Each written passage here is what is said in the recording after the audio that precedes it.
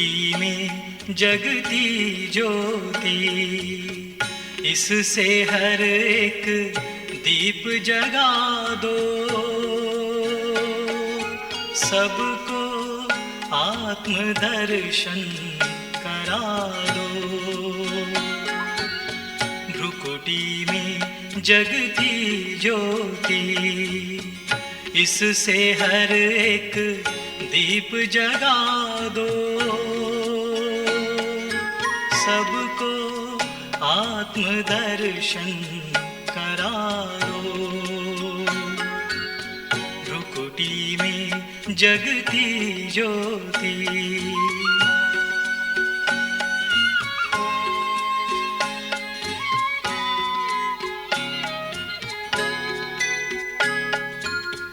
ये देह है सबका स्नेही,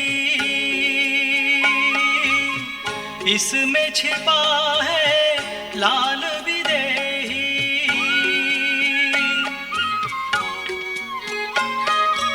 ये देह है सबका स्नेही, इसमें छिपा है लाल विदेही।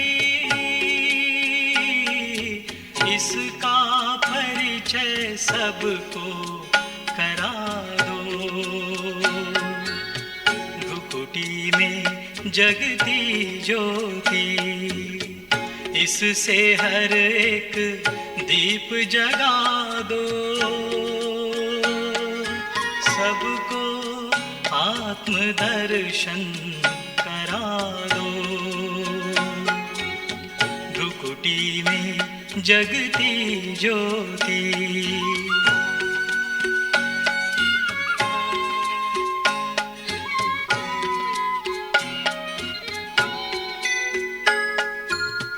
आत्मस्मृति का तिलक लगा के, अहंकार को दूर भगा के,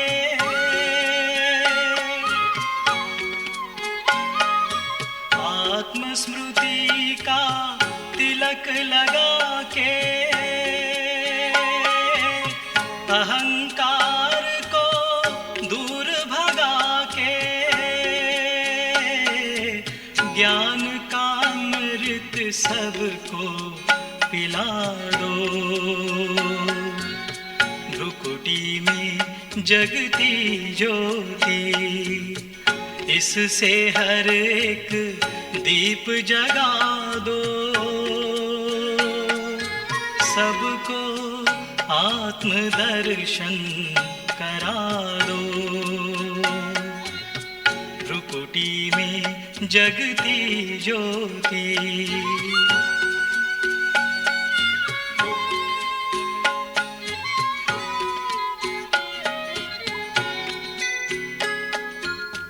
यह तन पिंजरा पांच तत्व का, आत्म पंछी मूल वतन का।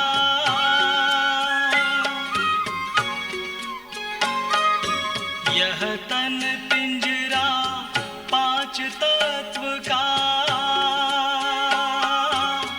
आत्म पंछी मूल वतन का। जाना है घर सबको बता दो। भ्रुकुटी में जगती ज्योति, इससे हर एक दीप जगा दो, सबको आत्म दर्शन करा दो, सबको आत्म दर्शन करा दो, सबको आत्म दर्शन करा दो।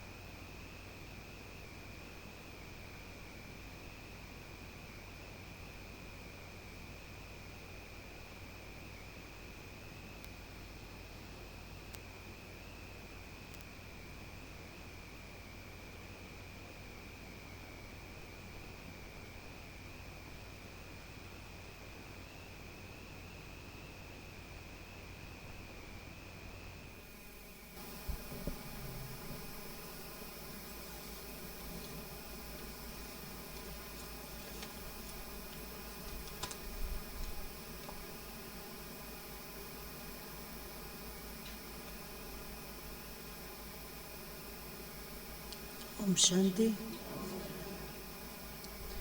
आज के बाबा के 27 तारीख के महावाक्य सुनेंगे। बाबा ने कहा, मीठे बच्चे, इस शरीर रूपी रथ पर विराजमान आत्मा रथी है। इस शरीर रूपी रथ पर विराजमान आत्मा रथी है। रथी समझकर कर्म करो तो देह अभिमान छूट जाएगा। रथी समझकर कर्म करो तो देह अभिमान छूट जाएगा। प्रश्न, बाप के बात करने का ढंग मनुष्यों के ढंग से बिल्कुल ही निराला है, कैसे? बाप के बात करने का ढंग मनुष्यों के ढंग से बिल्कुल ही निराला है, कैसे?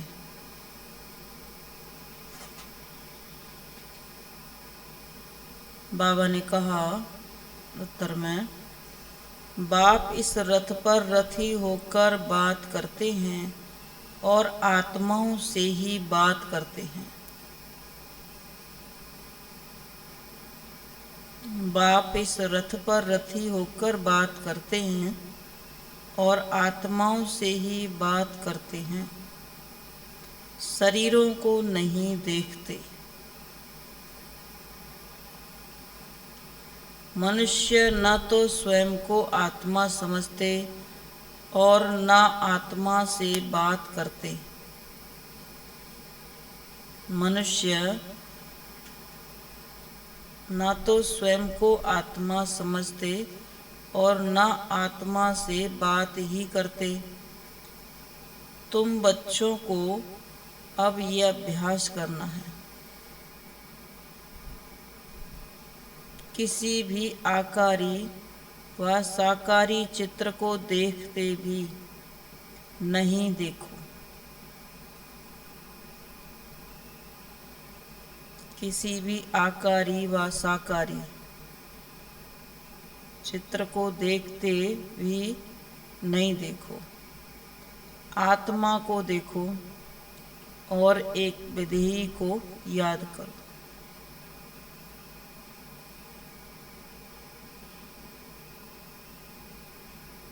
आत्मा को देखो और एक विदेही को याद करो। गीत तुमियो माता, पिता तुमियो, तुमियो बंधु, सखा तुमियो। ओम शांति। बच्चों को ओम शांति का अर्थ तो बिल्कुल सहज समझाया जाता है। हर एक बात सहज है। सहज राजाई प्राप्त करनी है। कहाँ के लिए? सतयुग के लिए। उनको ही जीवन मुक्ति कहा जाता है। वहाँ रावण के भूत होते नहीं हैं।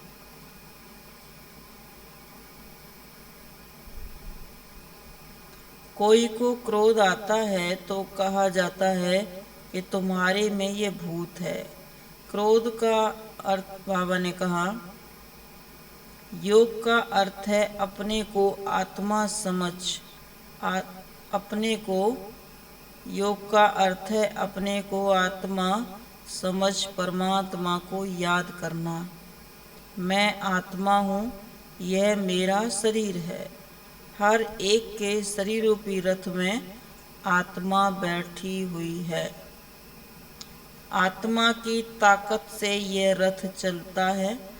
आत्मा को यह शरीर घड़ी घड़ी लेना और छोड़ना पड़ता है। यह तो बच्चे जानते हैं। भारत अब दुखधाम है, कुछ समय पहले सुखधाम था।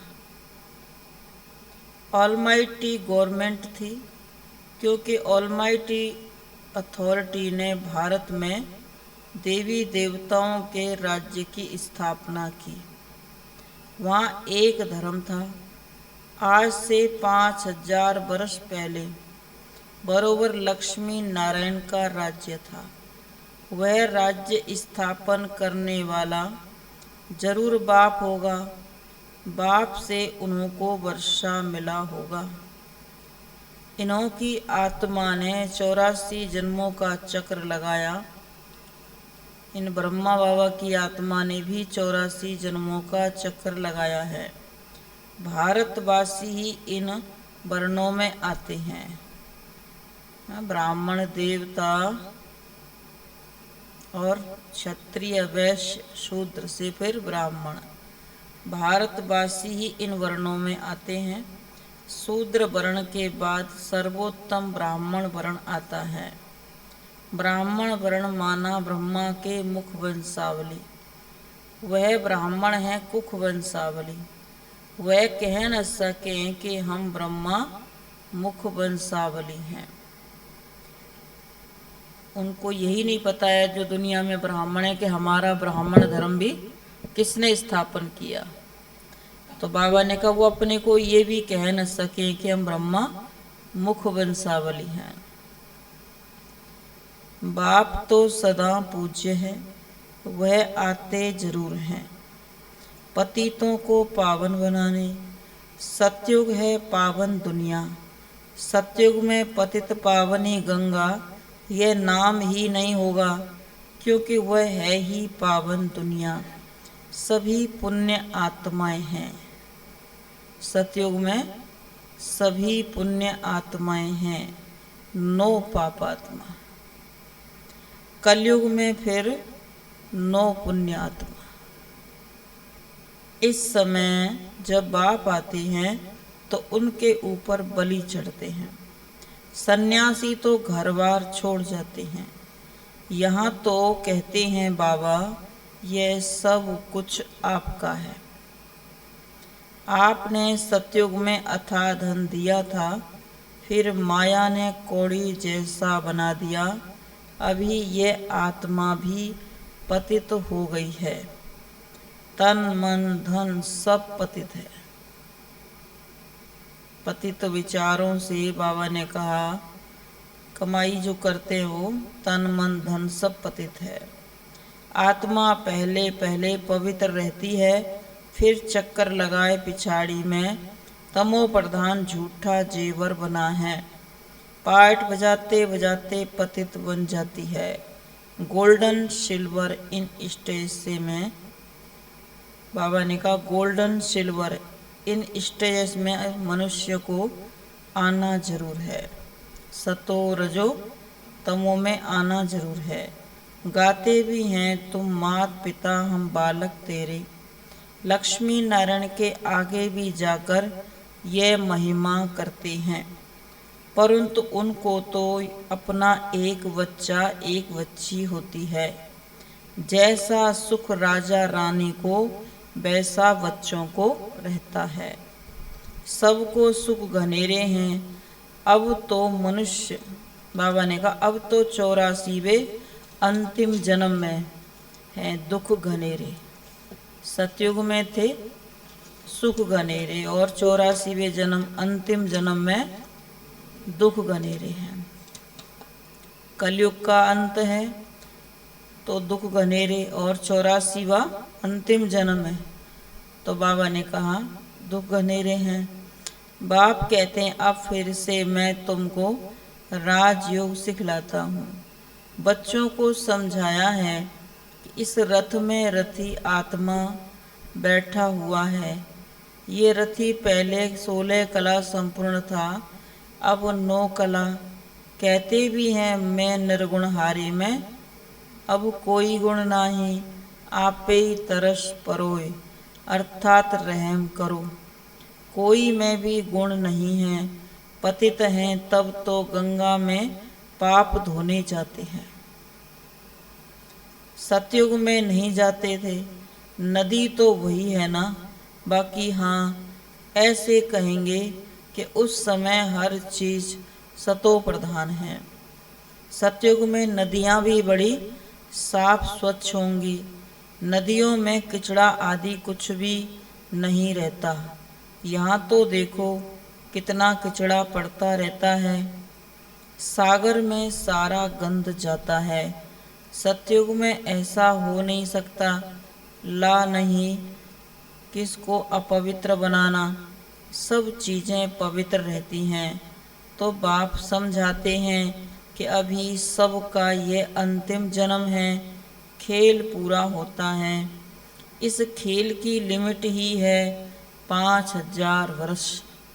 परमात्मा ने जो ड्रामा बनाया है, इसके अंदर जो खेल है, तो बाबा ने कहा ये खेल 5000 वर्ष का है। सतो प्रधान दुनिया का इतना अच्छा खेल है, और रजो प्रधान से खेल बिगड़ना शुरू होता है, और अभी बिगड़ते बिगड़ते तमो प्रधानता आ गई थी, और खेल जो था बिल्कुल ही बिगड़ चुका है। तो बाबा ने कहा यह निराकार शिव बाबा समझाते हैं।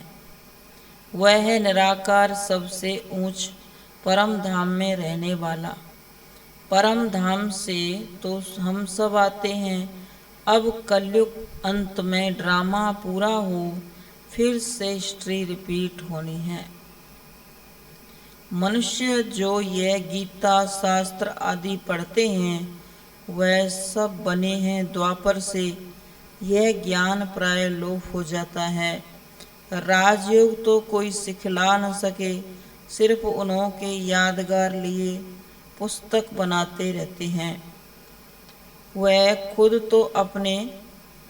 खुद तो धर्म स्थापन कर पुनर्जन्म में आने लगे, उनका यादगार पुस्तक रहने लगा। जो देवी देवता थे या जो और धर्म वाले थे, द्वापर से आए, धर्म स्थापन किया और धर्मों में आ गए, और उनके यादगार बने हुए हैं। इसी तरह देवी देवता भी द्वापर से और धर्मों में आ गए, लेकिन उनका यादगार भी बना हुआ है। अब देवी देवता धर्म की स्थापना होती है संगम पर। बाप आकर इस रथ में विराजमान होते हैं। घोड़े गाड़ी की बात नहीं, इस साधारण बूढ़े रथ में प्रवेश करते हैं। वह रथी है, गाया भी जाता है ब्रह्मा मुख वंशावली, ब्रह्मा कुमार कुमारियाँ। यह ब्रह्मा भी एडाप्ट किया हुआ है। बाप खुद कहते हैं मैं इस रथ का आय रथी बनता हूँ, इनको ज्ञान देता हूँ, शुरू इनसे करता हूँ, ब्रह्मा से। कलश देता हूँ माताओं को, माता तो ये भी ठहरी ब्रह्मा, माता तो ये भी ठहरी। पहले पहले ये सुनते हैं फिर तुम, इनमें तो विराजमान है, परंतु सामने किसको सुनावे। फिर आत्माओं से बैठ बात करते हैं, और कोई भी विद्वान आदि नहीं होगा जो ऐसे आत्माओं से बैठ बात करे। मैं तुम्हारा बाप हूँ, और कोई भी विद्वान पंडित आदि नहीं जो आत्माओं से बैठ के बात करे कि मैं तुम्हारा बाप हूँ, तुम आत्माएं निराकार हो, मैं भी निराकार हूँ, मैं ज्ञान सागर स्वर्ग का रचयिता हूँ, मैं नरक नहीं रचता हूँ। यह तो माया नरक बनाती है। बाप कहते हैं मैं तो हूँ ही रचता, तो स्वर्ग ही बनाऊंगा। तुम भारतवासी स्वर्गवासी थे, अब नरकवासी बने हो। नरकवासी बनाया रावण ने, क्योंकि आत्मा रावण की मत पर चलती है। इस समय तुम आत्माएं राम शिव बाबा की मत पर चलते हो। बाप समझाते हैं अब सबका पाठ पूरा हुआ। जब सभी आत्माएं इकट्ठी होंगी, ऊपर से सब आ जाएंगी, तब जाना शुरू होगा। परम धाम से सब आत्माएं नीचे आ जाएंगी, तब जाना शुरू होगा। फिर विनाश शुरू हो जाएगा। भारत में अब अनेक धर्म हैं, सिर्फ एक आदि सनातन देवी देवता धर्म है नहीं। कोई भी अपने को देवता नहीं कहलाते। बाबा ने कहा ना तो देवी देवता धर्म है और ना ही कोई अपने को देवी देवता कहला सकते। देवताओं की महिमा गाते हैं, सर्वगुण संपन्न 16 कला संपूर्ण। फिर अपने लिए कहेंगे हम पापी हैं, नीच हैं। द्वापर से रावण का राज्य शुरू होता है। राम राज्य है ब्रह्मा का दिन, रावण राज्य है ब्रह्मा की रात। अब बाप कब आवे? जब ब्रह्मा की रात पूरी हो तब तो आएगा ना। और इस ब्रह्मा के तन में आवे तब ब्रह्मा मुख से ब्राह्मण पैदा हो। उन ब्राह्मणों को ही राजयोग सिखलाते हैं। बाप कहते हैं जो भी आकारी साकारी व निराकारी चित्र हैं उन्हें तुम्हें याद नहीं करना है। तुमको तो लक्ष्य दिया जाता है। मनुष्य तो चित्र देख याद करते हैं। बाबा तो कहते हैं चित्रों को देखना बंद करो। यह है भक्ति मार्ग। अभी तो तुम आत्माओं को वापिस मेरे पास आना है। पापों का बोझा सिर पर है, पाप आत्मा बनना ही है। ऐसे नहीं, गर्भ जेल में हर जन्म के पाप खत्म हो जाते हैं। कुछ खत्म हो जाते हैं, कुछ रहते भी हैं। अब मैं पंडा बनकर आया हूँ। इस समय सब आत्माएं माया की मत पर चलती हैं। बाबा ने कहा इस समय कलयुग में सब आत्माएं माया की मत पर चलती हैं। बाप कहते हैं मैं हुई पतित पावन स्वर्ग का रचयिता। मेरा धंधा ही है नरक को स्वर्ग बनाना। स्वर्ग में तो और ही एक ही धर्म है, एक राज्य, वहाँ कोई पार्टीशन नहीं था। बाप कहते हैं मैं विश्व का मालिक नहीं बनता हूँ, तुमको बनाता हूँ। फिर रावण आकर तुमसे राज्य छीनते हैं। अभी है सब तमो प्रधान पत्थर बुद्धि। संगम युग में तुम पारस बुद्धि बनते हो। बाप कहते हैं मामेकम याद करो, बुद्धियोग ऊपर में लटकाओ। जहाँ जाना है उनको ही याद करना है। एक बाप दूसरा न कोई, वही सच्चा बादशाह है, सच सुनाने वाला है। तो कोई भी चित्र का सिमरण नहीं करना है। यह जो शिव का चित्र है उनका भी ध्यान नहीं करना है। कोई चित्र का भी सिमरण नहीं करना है। और बाबा ने कहा ये जो चित्र है ब्रह्मा बाबा का भी है, चाहे बाबा ने कहा इनका भी ध्यान। तो कोई भी चित्र का सिमरण नहीं करना। यह जो शिव का चित्र है उनका भी ध्यान नहीं करना। मंदिर में चला जाता है ना ध्यान, तो बाबा ने कहा ऐसा शिव बाबा नहीं है जैसा मंदिर में शिवलिंग बनाया है। शिव बाबा तो ज्योति बिंदु निराकार है और परम धाम में रहता है। तो परम धाम में ही उसको मन बुद्धि से याद करना है, क्योंकि शिव तो ऐसा है नहीं। मनुष्यों ने जो बनाया है काला शिवलिंग, ऐसा शिव बाबा तो है नहीं। जैसे हम आत्मा बरकुटी के बीच में रहती हैं, वैसे बाबा भी कहते हैं मैं थोड़ी जगह लेकर इस आत्मा के बाजू में बैठ जाता हूँ, इस ब्रह्मा की बरकुटी में बैठ जाता हूँ। रथी बन इनको बैठ ज्ञान देता हूँ। इनकी आत्मा में भी ज्ञान नहीं था। जैसे इनकी आत्मा रथी बोलती है शरीर द्वारा, वैसे मैं भी इन आर्गन से बोलता हूँ, नहीं तो कैसे समझाऊं। ब्राह्मण रचने के लिए ब्रह्मा जरूर चाहिए। जो ब्रह्मा ही फिर नारायण बनेगा। अभी तुम ब्रह्मा की औलाद हो, फिर सूर्यवंशी श्री नारायण के घराने में आएंगे। अभी तो बिल्कुल कंगाल बन पड़े हो, लड़ते झगड़ते रहते हैं, बंदर से भी बदतर हैं। बंदर में 5 विकार बड़े कड़े होते हैं। काम क्रोध सब विकार बंदर में ऐसे होते हैं जो बात मत पूछो। बच्चा मरेगा तो उनकी हड्डियों को भी नहीं छोड़ेगा। मनुष्य भी आजकल ऐसे ऐसे हैं। बच्चा मरा तो 6-8 मास रोते रहेंगे। सतयुग में तो अकाली मृत्यु होती नहीं है, ना कोई रोते पीटते, वहाँ कोई शैतान होता नहीं है। बाप, इस समय तुम बच्चों से बात कर रहे हैं, घर बार भी भल संभालो, उनमें रहते हुए ऐसी कमाल कर दिखाओ जो सन्यासी कर न सके। इसलिए इससे ममत्व मिटाओ। सभी को वापिस जाना है।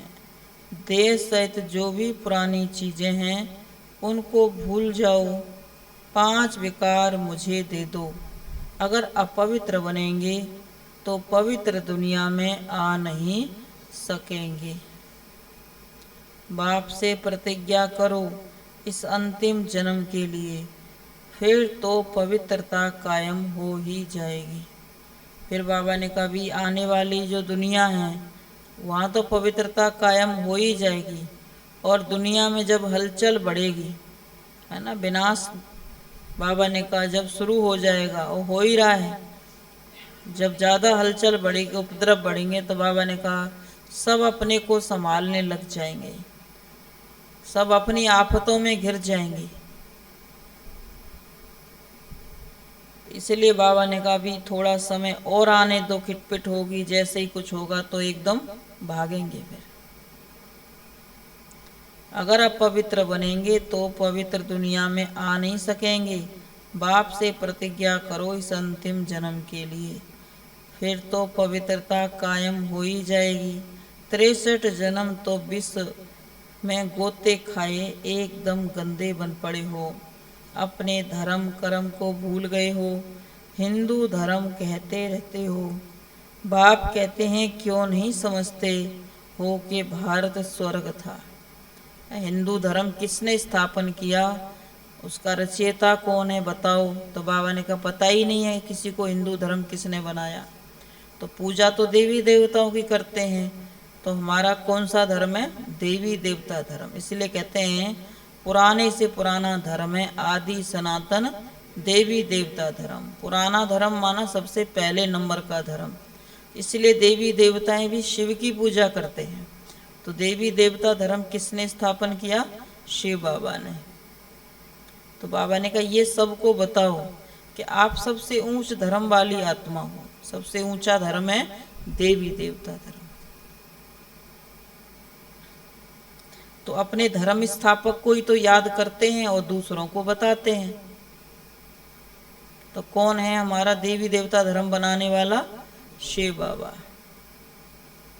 तो अपने धर्म कर्म को भूल गए हैं, हिंदू धर्म कहते रहते हो। बाबा कहते हैं क्यों नहीं समझते हो, भारत स्वर्ग था, हम ही देवता थे, मैंने तुमको राजयोग सिखाया, तुम फिर कहते हो कृष्ण ने सिखलाया। क्या कृष्ण सभी का बाप स्वर्ग का रचयिता है? बाप तो है निराकार, सभी आत्माओं का बाप, फिर उनके लिए कहते हो सर्वव्यापी। शिव शंकर को भी मिला देते हो। शिव तो है परमात्मा, परमात्मा कहते हैं मैं आता ही हूँ देवी देवता धर्म स्थापन करने। जो अभी स्थापन करते हैं फिर विष्णु के 2 रूप लक्ष्मी नारायण राज्य करेंगे। विष्णु से ही फिर वैष्णु अक्षर निकला है।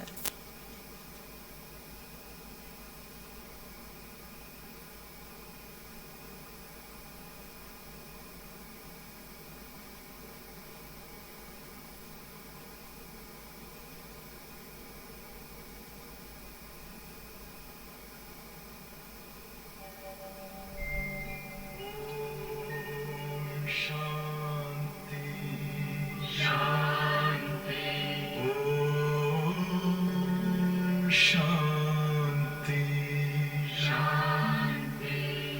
अंतर मन में ज्योति जगा लो, होगा दूर अंधेरा।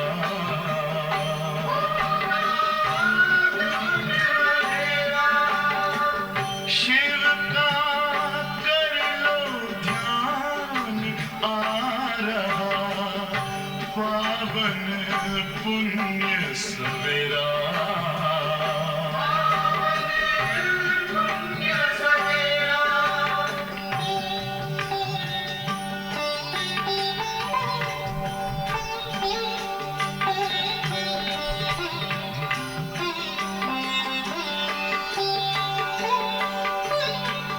तुम हो कौन, कहाँ से आए, अपने आप को जानो।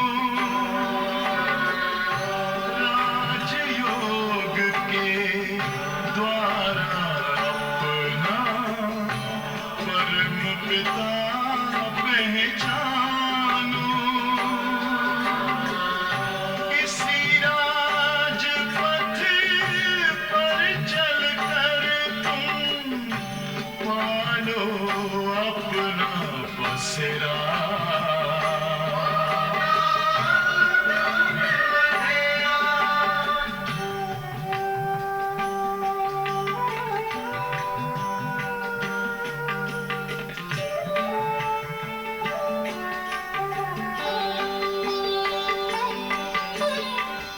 तुम हो आत्मा तन से न्यारे, परमात्मा को प्यारे।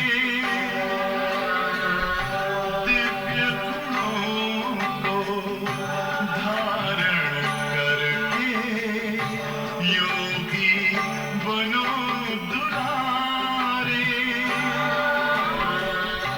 ज्योति बिंदु ही तोड़े मोह का घेरा।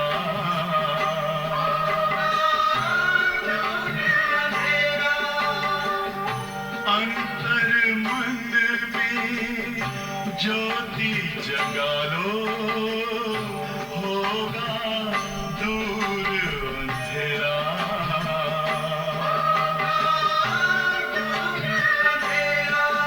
ओम शांति, ओम शांति, ओम शांति।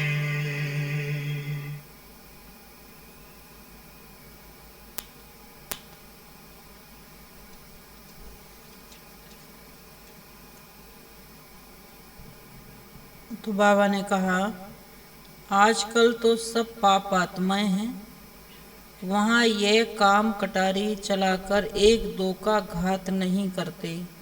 सचखंड स्थापन करने वाला एक ही सतगुरु है, बाकी सब हैं डुबोने वाले। संगम और स्वर्ग एक दो के नज़दीक होने के कारण नरक की बातें स्वर्ग में ले गए हैं। वास्तव में कंस, रावण आदि सब अभी हैं। कंस, रावण आदि, कंस जैसे कर्म करने वाले, जो भगवान का बनता है, अच्छे कर्म करता है, उसको रोकने वाले। रावण जैसे सताने वाले, बाबा ने कहा सब इसी समय हैं। और वो विरुद्ध किसके हैं? जो अच्छे कर्म करने वाले हैं, जो भगवान के नज़दीक आते हैं, उनको वो रोकते हैं। तो फिर उनके नाम इसी तरह से पढ़े, कंस, रावण आदि। तो बाबा ने कहा, एक दो के नज़दीक होने के कारण नरक की बातें स्वर्ग में ले गए हैं। वास्तव में कंस, रावण आदि सब अभी के हैं, वहाँ यह हो नहीं सकते। सतयुग में राम की दुनिया में रावण नहीं हो सकता, कृष्ण की दुनिया में कंस नहीं हो सकता। तो रथ में जो रथी दिखाते हैं, वास्तव में रथ यह है। बाबा ने कहा जो दिखाते हैं वो रथ नहीं कि बैलगाड़ी जो होता है घोड़ा गाड़ी के रथ पे बैठ बैठ के आया, श्री कृष्ण ने ज्ञान दिया। एक दुनिया में कोई एक मनुष्य आता है, वीआईपी, प्राइम मिनिस्टर आदि, तो उसके लिए कितनी सुविधाएं होती हैं, कितने साधन होते हैं, कितना उनके रक्षक होते हैं। और परमात्मा आए इस दुनिया में, श्री कृष्ण आए, तो क्या घोड़ा गाड़ी के रथ में आए, अपना रथ खुद चलाए? तो ऐसा तो हो ही नहीं सकता। कृष्ण तो स्वर्ग का रचयिता है, तो स्वर्ग में आए। श्री कृष्ण स्वर्ग का मालिक है, तो स्वर्ग में आएगा। और शिव बाबा स्वर्ग बनाने वाला है, तो संगम पर आएगा। तो दोनों की दुनिया अलग अलग है, और बनाने वालों की, बनने वालों की, आने का भी समय उनका अलग अलग है। तो ये दुनिया में मनुष्यों ने कहानियां बना दी कि उस पर रथ पे बैठ के आया। तो रथ माना ये मनुष्य शरीर, जिसके तन में शिव बाबा प्रवेश होकर, रथी शिव बाबा विराजमान होकर ये ज्ञान हमको दे रहे हैं। तो 5 घोड़े माना 5 हमारी कर्मेंद्रियां, जिनकी मालिक कौन है? आत्मा, जो इस ज्ञान को सुनती है। तो इसीलिए घोड़े गाड़ी का रथ लिया माना ये ब्रह्मा का तन लिया। इस शरीर को क्या कहते हैं? रथ कहते हैं। तो शिव बाबा ब्रह्मा के द्वारा ज्ञान दे रहे हैं। तो श्री कृष्ण का ही 84वां जन्म है। ये ब्रह्मा जो है, ये श्री कृष्ण का 84वां जन्म है। तो इस बात को जानते नहीं है, इसलिए उन्होंने कृष्ण को घोड़ा गाड़ी के रथ में बिठा दिया है। अब सतयुग वाला श्री कृष्ण यहाँ कलयुग में कहाँ से आया? तो उसी का 84वां जन्म है। ब्रह्मा का रथ शरीर रूपी रथ है। तो बाबा ने कहा, वास्तव में कंस, रावण आदि अभी हैं, यह वहाँ हो नहीं सकते। तो रथ में रथी, तो रथ में जो रथी दिखाते हैं, वास्तव में यह रथ है, जिसको नंदीगढ़ भागीरथ भी कहा जाता है। मंदिर में भी रखते हैं ना, नंदीगढ़। भागीरथ माना भाग्यशाली रथ। ये मनुष्य शरीर, ब्रह्मा का रथ भाग्यशाली शरीर है, जिस तन में भगवान ने प्रवेश किया। और भाग्यशाली कौन है? जो भगवान ने ब्रह्मा के तन में बैठ के जो ज्ञान सुनाया, जिन्होंने ज्ञान सुना वो भी भाग्यशाली हैं। तो युद्ध के मैदान में तुमको माया पर जीत प्राप्त। बाबा किस लिए आए हैं? युद्ध के मैदान में तुमको, बाबा ने कहा, माया पर जीत प्राप्त कराने आए हैं। सतयुग में न रावण होता है, न जलाते हैं। बाबा ने कहा, यहाँ कितनी बार तुमने रावण को जलाया, लेकिन अभी तक रावण मरा नहीं है। हर साल जलाते हैं। तो रावण कब मरेगा? जब ये 5 विकार हर नर नारी के छूटेंगे, तो रावण मरेगा।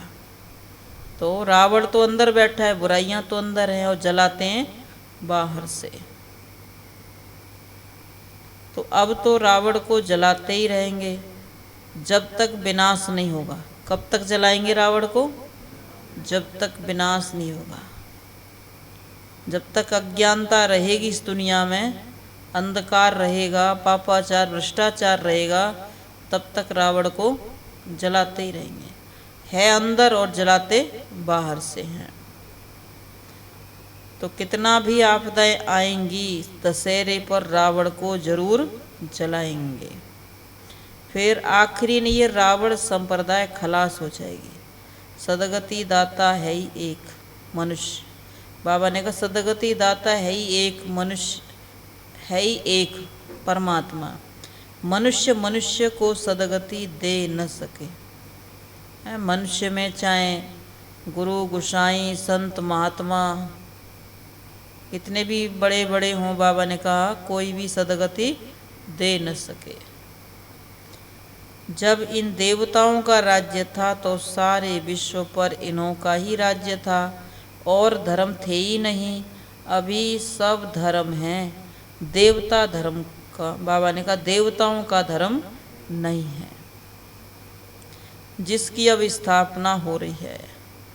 सभी धर्म हैं, इसलिए सब धर्मों में लोग अपने अपने धर्म गुरु को महत्व देते हैं।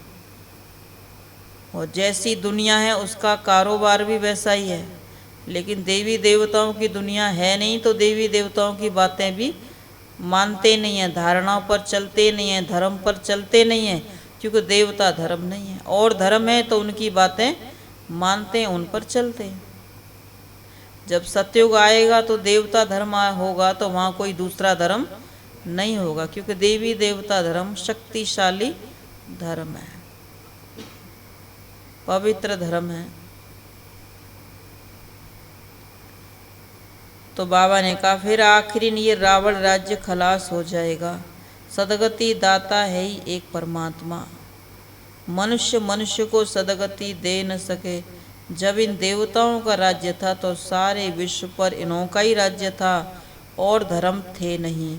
अभी और सब धर्म है, देवता धर्म नहीं है, जिसकी अब स्थापना हो रही है। देवता धर्म वाले ही आकर शूद्र से ब्राह्मण बनेंगे। इस ज्ञान को कौन सुनेगा, किसकी समझ में आएगा? बाबा ने कहा देवी देवता धर्म की आत्मा ही इस ज्ञान को सुनेगी, समझेगी और अपना ब्राह्मण धर्म में आएगी। ब्राह्मण से फिर देवता बनेंगे। अच्छा मीठे मीठे सिकील दे बच्चों प्रति माता पिता बाप दादा का याद प्यार और गुड मॉर्निंग। रूहानी बाप की रूहानी बच्चों को नमस्ते। हम रूहानी बच्चों की रूहानी माता पिता बाप को गुड मॉर्निंग और नमस्ते। नमस्ते बाबा नमस्ते। धारणा के लिए मुख्य सार है, सतो प्रधान संन्यास करना है।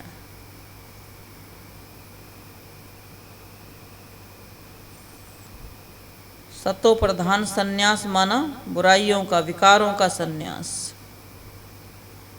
घर गृहस्थी का नहीं, काम धंधे का नहीं, बुराइयों को छोड़ना है। इस पुरानी दुनिया में रहते इससे ममत्व मिटा देना है।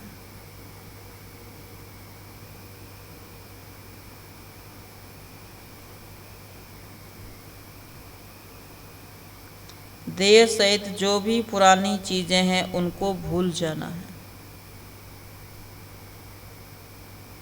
इस पुरानी दुनिया में सब कुछ पुराना है, तो बाबा ने कहा देह सहित जो भी पुरानी चीजें उनको भूल जाना है। दूसरी पॉइंट है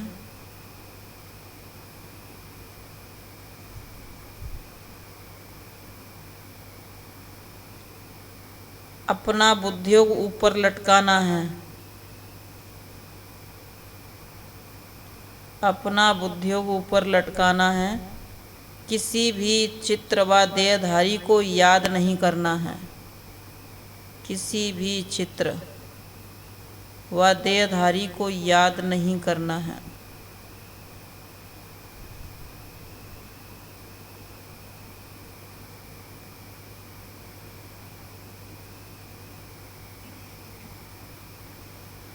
एक बाप का ही सिमरण करना है। एक बाप का ही सिमरण करना है।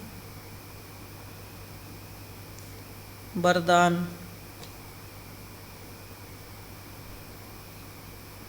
परमात्म श्रीमत के आधार पर हर कदम उठाने वाले अविनाशी वर्षे के अधिकारी भव। परमात्म श्रीमत के आधार पर हर कदम उठाने वाले अविनाशी वर्षे के अधिकारी भव।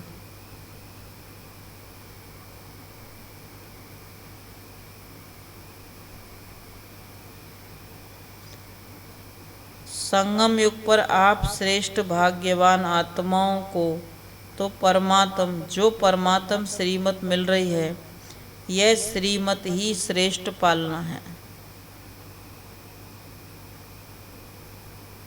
बाबा ने कहा ये ज्ञान समझ में आ रहा है, अच्छा लग रहा है, अपना भाग्य बना रहे हैं, अपने कर्म की कलम से भाग्य लिख रहे हैं, श्रेष्ठ भाग्य लिख रहे हैं, अच्छा लिख रहे हैं।